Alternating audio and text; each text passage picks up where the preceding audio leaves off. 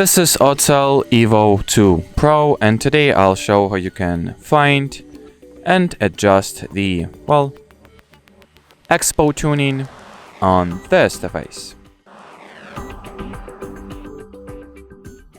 At the start, launch the AUTEL Explorer app and enter the camera feed. From here, go into Settings, Flight Control, scroll down, enter the Advanced Settings, and enter the EXP or X page. And now you can adjust those,